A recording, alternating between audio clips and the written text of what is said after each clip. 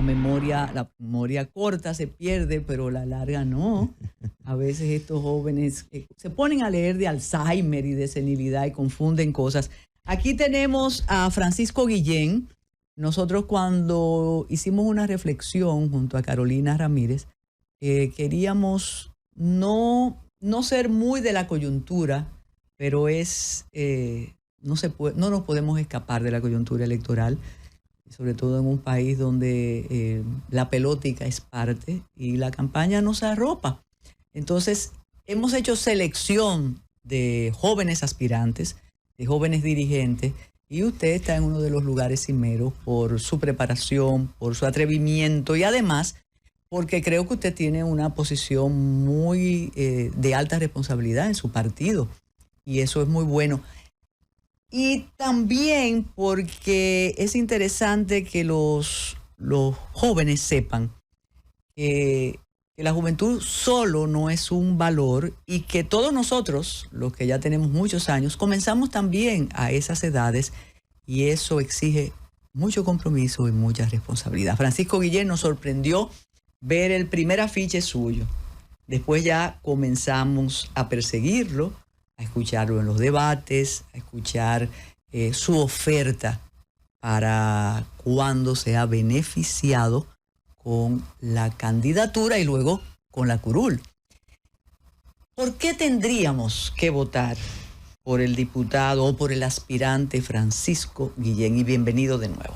Muchas gracias, doña Carmen. Un honor estar aquí con usted y un placer compartir con todo este público que sigue este programa y que la siga usted en esa estela de conocimiento que usted siempre va dejando, sobre todo basado en la reflexión. Yo sigo mucho sus escritos. Usted tiene una manera de escribir impecable, reflexiva y un poco hasta subida de tono, que me encanta la manera en la que usted se atreve a escribir y quiero hacer ese reconocimiento aquí agradeciéndole por el espacio.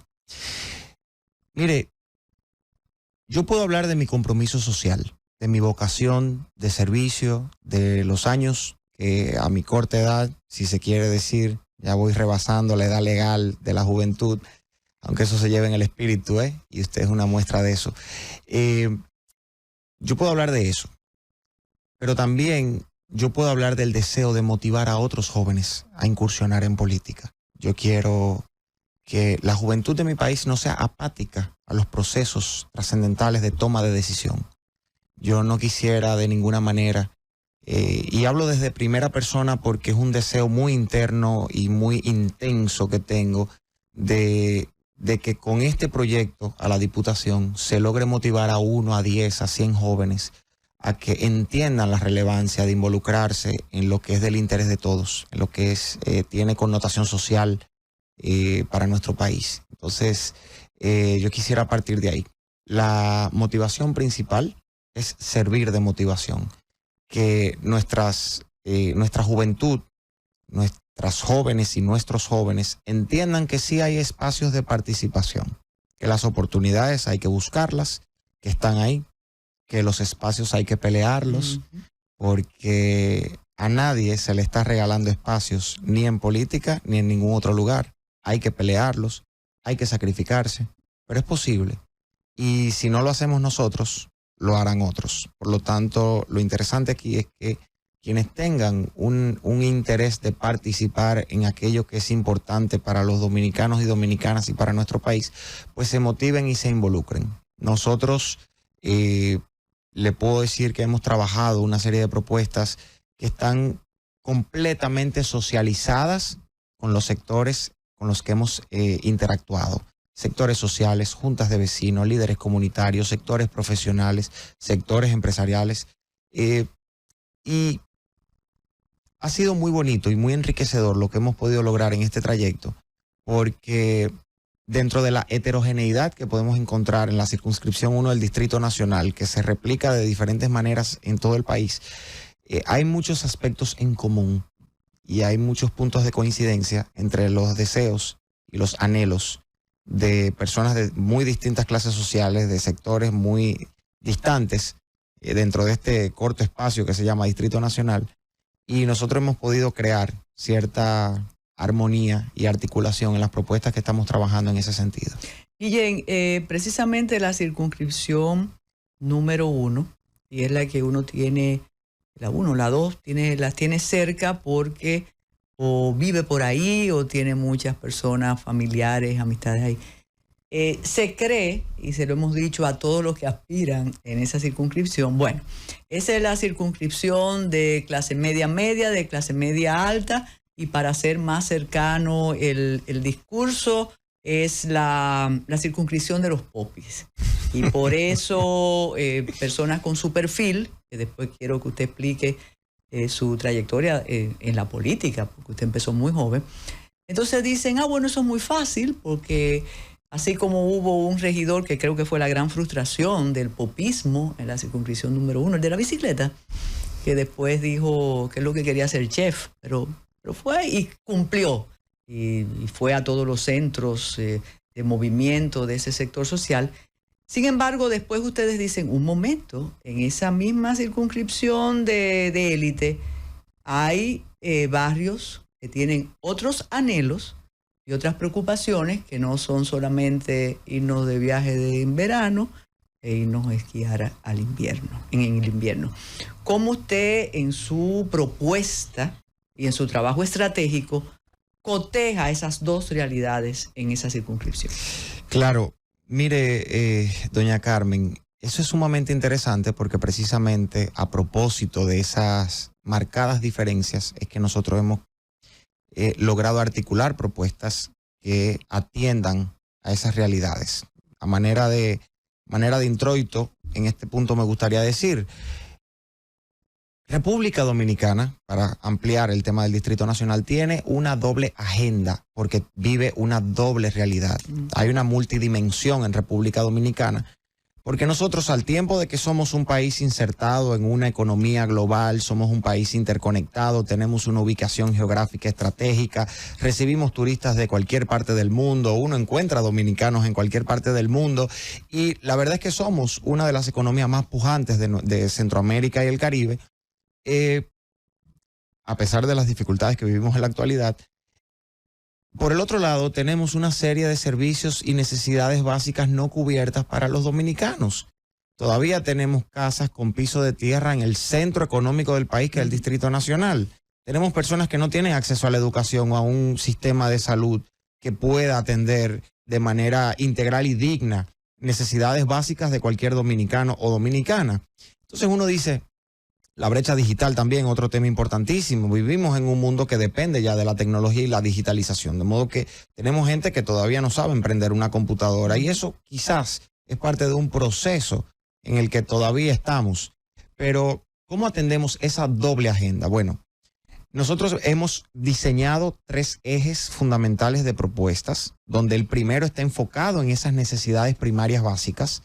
Evidentemente uno no lo puede abarcar todo, aunque uno anda con una mochila llena de deseos y de energía, pero hay aspectos puntuales que hay que atender. En materia de salud pública, en ese primer eje, nosotros estamos proponiendo la creación, el dictado de una ley de atención integral a los pacientes con cáncer, una gran deuda que tiene la República Dominicana con la segunda causa de muerte no violenta en el país.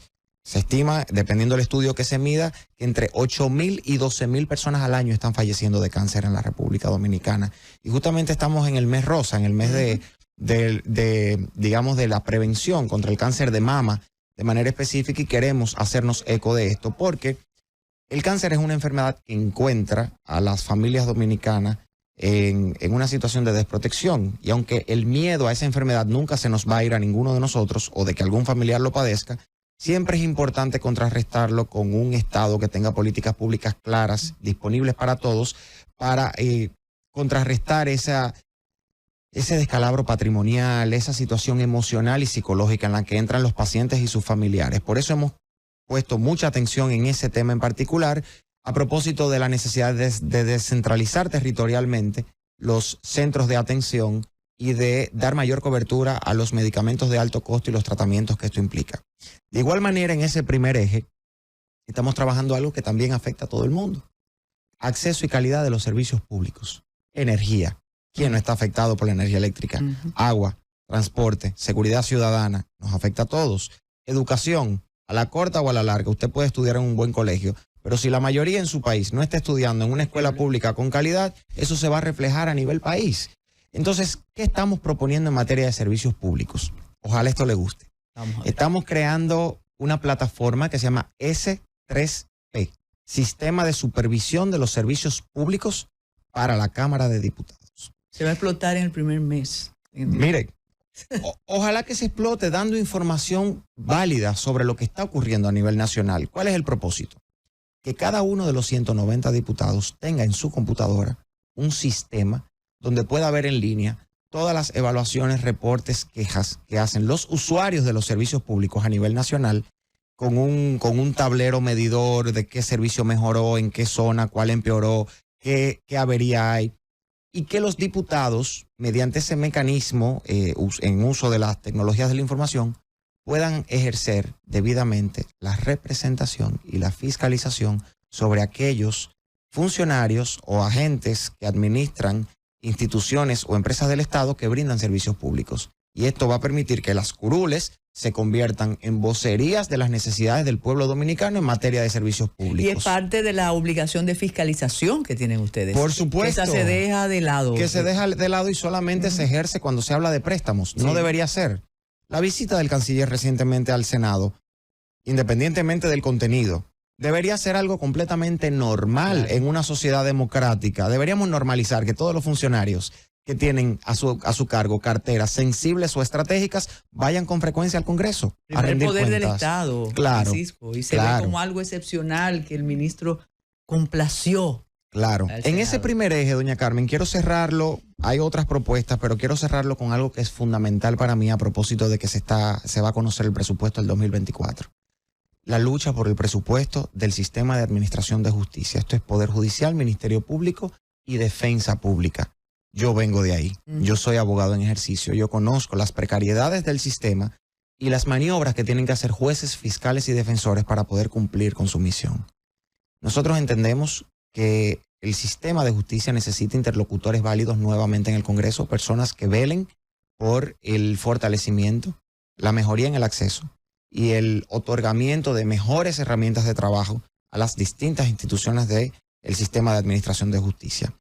Ese primer eje está relacionado con esas cuestiones que son básicas, que son elementales. Un segundo eje, en términos generales, se lo resumo con los retos de la modernidad, los retos que nos trae este nuevo mundo tecnológico y globalizado.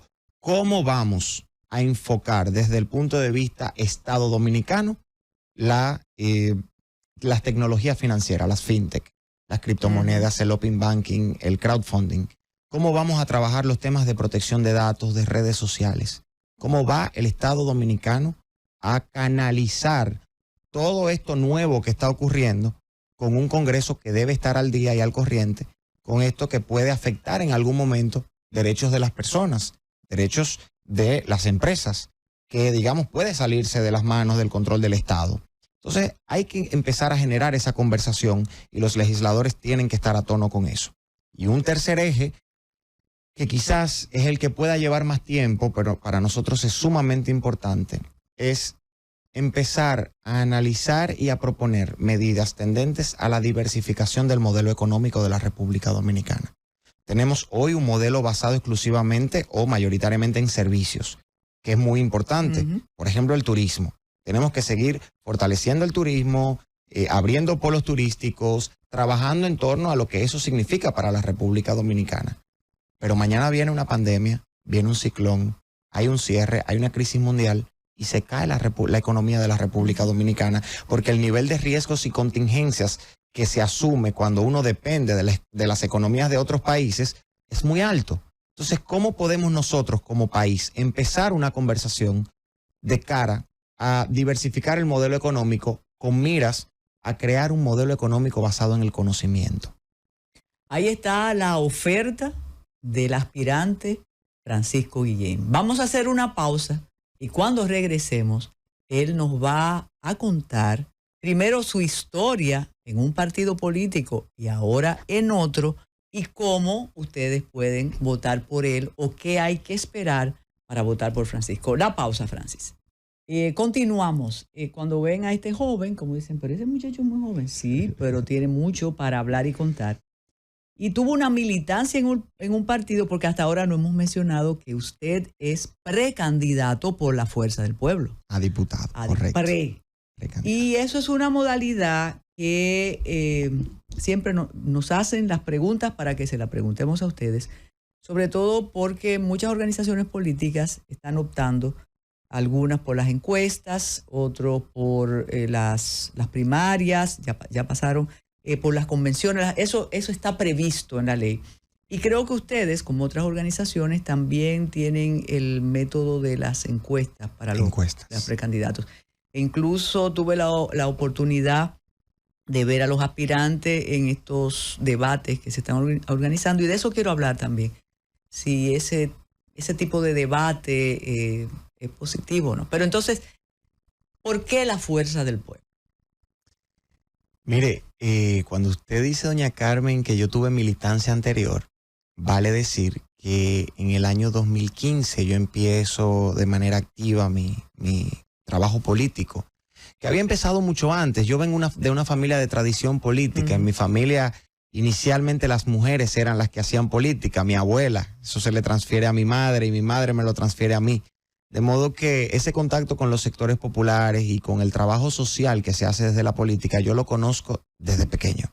Para mí no es nada nuevo y de hecho gran parte de mi equipo de trabajo territorial eran muchachos que muy jóvenes trabajaban política con mi abuela y que hoy son mucho más adultos, y entonces se mantuvo ese vínculo. Increíble. Sí, es una cosa preciosísima. Y resulta que en el 2015 ya yo tomo la decisión de empezar a trabajar de manera activa en política. Y no sé si usted recuerda que en esa época el PLD tenía su padrón, digamos, cerrado, no era un partido abierto. No es hasta el 2019, poco antes de las primarias, cuando el partido abre sus puertas a nuevos militantes. Y yo a veces hago un chiste porque yo no sé si decir que yo fui miembro del PLD, porque justo cuando me estaba inscribiendo ahí vino el tema de que nos íbamos. Entonces yo creo que el mensajero que llevó la carta de inscripción me trajo la carta. Anuncio. Sí, fue todo al mismo tiempo. Y yo no sé si me llegué a inscribir, pero yo hacía mi trabajo de manera material, no sé si formal, yo hacía mi trabajo con el equipo del presidente Fernández en esa organización. En el año 2019, cuando se produce, por las razones que todos saben, el nacimiento de Fuerza del Pueblo en el seno del Partido de los Trabajadores Dominicanos, mi decisión de formar parte de la membresía fundadora de ese partido, pues no tuvo que sopesarse, no tuve que analizarlo, porque he estado muy claro en todo momento que comparto la visión de desarrollo de nación que ha propuesto y que ha venido desarrollando el doctor Leonel Fernández. Pero hay una razón anterior a esa, y es que el partido nace con un criterio de defensa a la Constitución Dominicana. Y si hay algo que en mi carrera profesional y en mi trayectoria política ha sido fundamental y esencial, ha sido el respeto al contenido de nuestra Constitución, porque ya hemos visto cuando se ha vulnerado ese contenido sagrado constitucional, cuando se ha roto esa tradición cultural de respeto a la Constitución, lo que ha pasado aquí y en otros países. Y que un partido nazca, independientemente de las situaciones fácticas que derivaron en eso, nazca con un ideal de preservación y respeto a la Constitución Dominicana. Cuando se pone de realce esa cultura, esa forma de vivir conforme a la Constitución, pues inmediatamente yo me siento afín a lo que se está planteando y me involucro con la creación del partido. A veces esas cosas, doña Carmen, suenan un poco románticas, sí, y en la práctica a veces se trasladan de otra manera. Pero ese romanticismo yo entiendo que es importante cuando uno llega con esa mochila llena de sueños a hacer un trabajo político por el bien del país. Uno no puede llegar a la política con decepción, porque así va a ser el trabajo que uno va a hacer. Entonces, yo entro como miembro fundador a la Fuerza del Pueblo con todas estas ilusiones. Por eso digo que es muy joven y un fundador, y eso es muy importante. Sí. Posteriormente paso a a incorporarme en la membresía de la Dirección Central de la Fuerza del Pueblo y también ocupo las funciones de Vicesecretario Nacional de Asuntos Jurídicos de la Fuerza del Pueblo. He tenido también otras funciones ya de manera más concreta, pero desde el punto de vista institucional esos son los roles que he estado y vengo desempeñando, y ahora como precandidato a diputado pues creo que me toca seguir llevando la bandera de las oportunidades que nuestro partido le ofrece a la juventud para incursionar en política. Cuando habla desde una perspectiva de la juventud y menciona al presidente Leonel Fernández, podría ser un mentiz a lo que algunos arguyen por ahí, que ya el presidente Fernández no tiene contacto con la juventud dominicana. Usted que hace trabajo de campo, ¿cómo desmiente eso que le estoy planteando? Mire, siempre se ha dicho, incluso personas que no coinciden políticamente con el presidente Fernández han reconocido que él es el líder político que se mantiene más actualizado en la República Dominicana. Está permanentemente buscando la información, el conocimiento sobre lo que está ocurriendo en el mundo. Está creando él, digamos, de manera directa como político y a través de la fundación que él preside, espacios de discusión sobre los grandes temas que ocurren en el mundo y que afectan a la República Dominicana, como es el caso del Foro Global que se viene haciendo hace 2 años, que han traído a los expertos internacionales más importantes y han tocado temas como las criptomonedas, el COVID, los grandes retos de América Latina. Y yo creo que eso es una demostración de que es un líder que está conectado, no solamente con el pensamiento de la juventud, sino con esos retos que traen los nuevos tiempos, pero con la experiencia de haber gobernado 3 veces un país y de haber traído en su momento, desde su primer gobierno, de haber traído el primer eslabón de modernidad, de tecnología a la República Dominicana. Uno puede argumentar que eso iba a ocurrir de cualquier manera en ese momento, pero siempre se ha visto una intención marcada del presidente por colocar a la República Dominicana y que los jóvenes de la República Dominicana puedan acceder a esas oportunidades que ofrece el mundo. Yo, de manera particular, puedo decir como joven, digo aquí, tengo 34 años, puedo decir que en los años que tengo al lado del presidente Fernández y en los 3 años que tiene la Fuerza del Pueblo de creado, he podido experimentar, y otros jóvenes al igual que yo, la visión de desarrollo que tiene el país. Usted conoce el proyecto RD 2044, claro, sí. Un proyecto de visión, un megaproyecto de visión de desarrollo de infraestructura pública en República Dominicana, digamos, para conseguir un nivel de desarrollo deseado, consensuado con los propios residentes de los municipios, con los propios municipios y con las autoridades locales, sindicales, gremiales, comunitarias. Yo creo que esa es una manera muy democrática y muy avanzada de cómo plantear una visión de desarrollo de país. Y creo que para terminar esta parte le puedo decir que el grado de actualización, de modernidad, de conocimiento, los aportes que puede hacer cualquier servidor público, máxime un presidente o quien aspira nuevamente a ser presidente, no dependen de su edad exclusivamente, ni de cuánto tiempo le ha servido al Estado. Y le pongo un ejemplo. ¿Cuál ha sido la garantía de estabilidad financiera y monetaria del país en los últimos 30 años? Héctor Valdés Albizu. Uno puede ahora hablar de que si el Banco Central está instrumentalizándose, que si está entrando en algunas cuestiones políticas o no. Eso es discusión política. Ahora, cuando se le pregunta a los actores del sistema qué es una garantía de estabilidad para ellos, es la permanencia de Héctor Valdés Albizu en el Banco Central. Y la garantía que presta un servidor público del nivel de don Héctor Valdés Albizu no depende del tiempo que él tiene ahí. Al contrario, el tiempo juega a su favor. Definitivamente. Mire, ¿cuántos aspirantes a la diputación, cuántos precandidatos hay en la Fuerza del Pueblo para la circunscripción número 1 del Distrito Nacional y cómo se escogieron? Eso necesitamos saber. La Fuerza del Pueblo cuenta con 17 precandidatos formalmente inscritos a diputados por la circunscripción 1 del Distrito Nacional. Me parece que es el partido que mayor cantidad de precandidatos tiene en la actualidad para esta demarcación.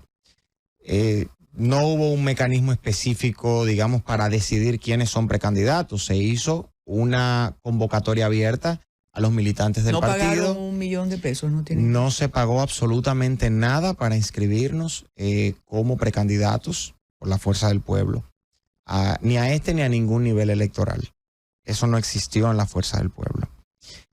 Porque evidentemente eso iba a reflejar una desproporción y una desigualdad entre precandidatos que tenían quizás la posibilidad económica de pagar un monto y otros que no. Y la democracia no debe de funcionar de esa manera. De modo que esa convocatoria abierta que se hizo contó, digamos, con la inscripción de un poco más de 17 precandidatos. Algunos se retiraron o eran aspirantes que al final no formalizaron su precandidatura. Y hasta ahora hemos venido los 17, todos muy valiosos, muy trabajadores. Mujeres y hombres. Mujeres, hombres, jóvenes, otros que tienen más juventud acumulada, todos militantes importantísimos de nuestro partido que hemos venido desarrollando nuestro trabajo en la demarcación. Vale decir que el método para elegir de esos 17, cuáles van a ser los 6 que van a conformar la boleta, pues será el método de encuestas. ¿Y cuándo sabremos los resultados? Yo entiendo que eso debe ajustarse al calendario electoral que dispone la propia ley, la propia normativa y a los actos que han reglamentado los miembros del Pleno de la Junta Central Electoral. Sin embargo, un día específico no le podría decir. Entiendo que estamos ya en las semanas cúlmines, exacto, para llegar al plazo de decisión. Dentro de ese plazo, el partido en cualquier momento podría tomar la determinación cuando las comisiones encargadas de evaluar las encuestas pues terminen de hacer su trabajo. Y me imagino que su equipo de campaña, porque ha de tenerlo, hace las evaluaciones y los sondeos para saber cómo va su candidatura. Nosotros hemos ido analizando un poco el escenario y el panorama, doña Carmen, pero estamos completamente enfocados en mantener ese vínculo y ese contacto con la gente. Otra pausa y cuando regresemos vamos a hablar de la gestión actual de gobierno, porque eso es importante, porque con candidatura o no, usted es un dirigente de un partido político de oposición y se necesita saber cómo evalúa la coyuntura política. Una pausa, Francis, otra. Sí, hay un detalle que nos apunta un oyente en relación a la propuesta que hace Francisco Guillén en caso de resultar beneficiado con la candidatura y con la curul luego. Tiene que ver con el proyecto con el cáncer. Los provincianos saben, las provincianas sabemos, lo difícil que es tener que venir a buscar tratamiento a sitios especializados aquí en el Gran Santo Domingo, en el distrito. Claro. Y eso, porque las personas saben conforme a su realidad, pero ahí nos apuntaban que eso sería extraordinario. Bueno, pero vamos a hablar de la situación actual. ¿Cómo va el país? El país está en su mejor momento, dice el presidente, dicen los ministros. Esto es una especie de refundación del país y ahora de la patria con todos los aprestos de defensa del territorio que tiene el cambio. ¿Qué usted piensa de esta situación? Mire, doña Carmen, me da más vergüenza que molestia, me causa más vergüenza que molestia que la información se esté llevando de esa manera a una población que la está sufriendo en carne propia. Uno quizás puede venderle unos sueños a las personas que no están viviendo una situación y hacerles creer que no está pasando nada.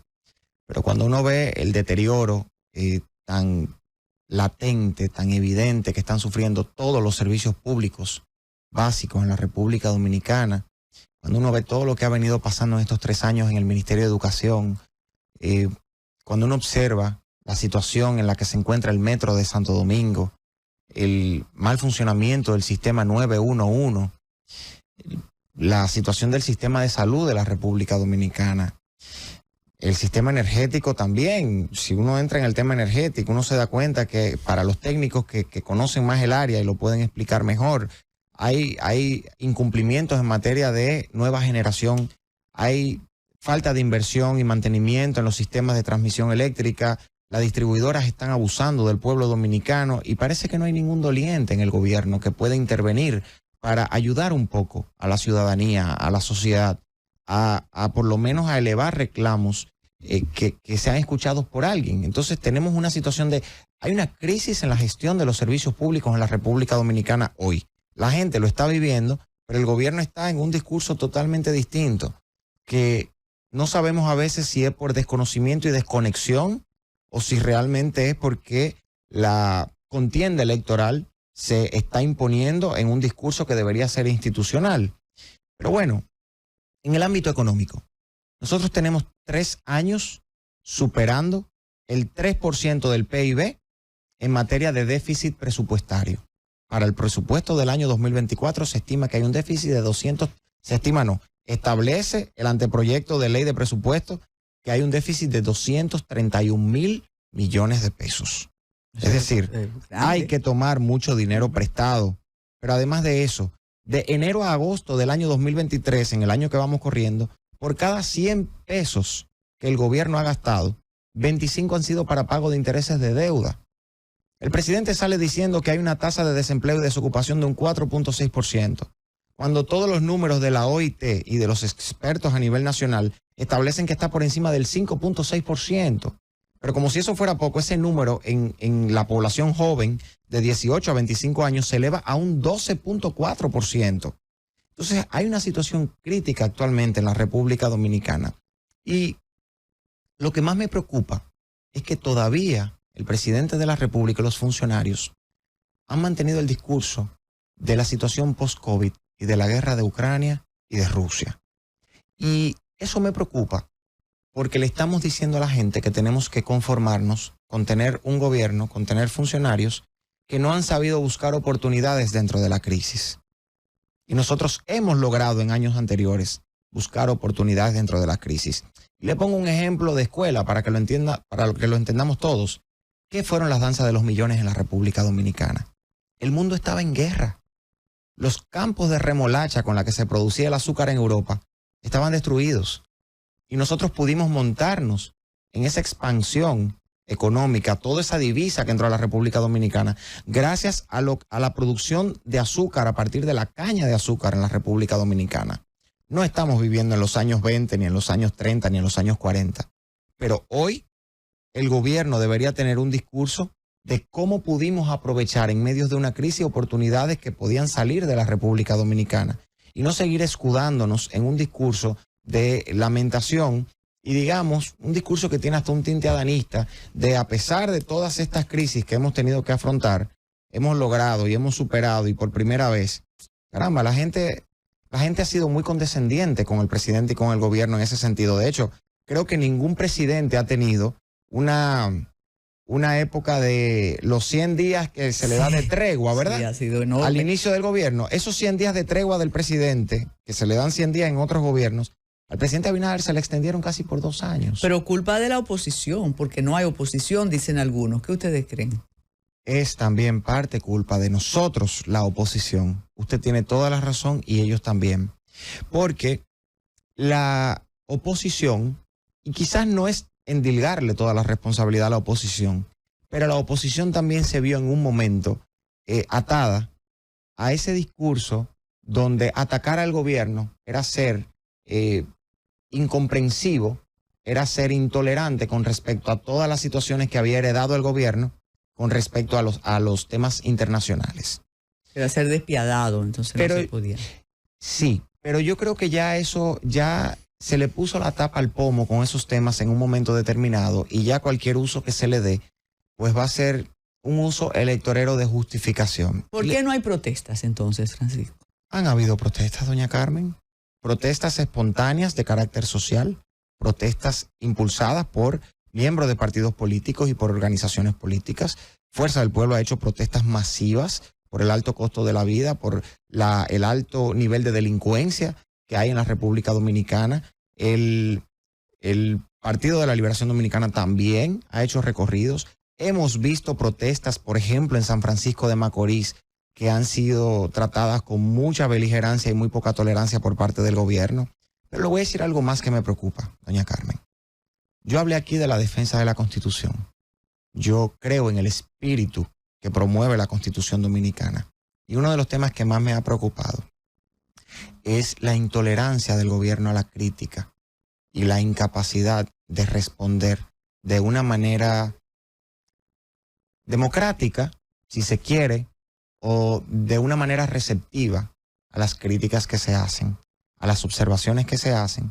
Y de hecho, hemos visto no solamente al presidente, también funcionarios, expresidente, vocero de la presidencia, responderle a la oposición de una manera hasta poco institucional cuando se hacen señalamientos que parece que tocan heridas que están abiertas.